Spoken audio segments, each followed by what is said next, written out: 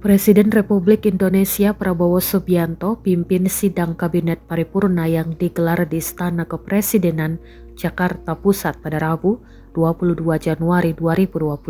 Pada kesempatan itu Prabowo mengapresiasi kepada seluruh jajaran Kabinet Merah Putih atas kinerja di 3 bulan pertama atau 100 hari kerja dalam pemerintahannya. Prabowo mengatakan pemerintah boleh berbangga karena kinerja saat ini menunjukkan hasil yang tepat sasaran. Selain itu Prabowo Subianto juga meminta para pejabat untuk mengurangi beberapa hal demi penghematan dan efisiensi anggaran. Ia juga menegaskan adanya pemotongan anggaran untuk perjalanan dinas dalam rangka penghematan dan efisiensi anggaran.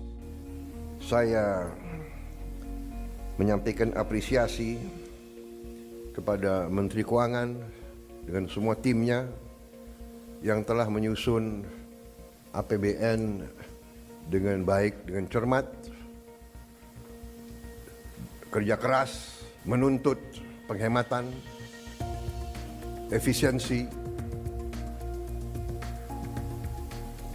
Saya menuntut keberanian memotong hal-hal yang tidak esensial, menjalankan suatu keadaan yang stabil, penuh ketenangan, penuh kesejukan.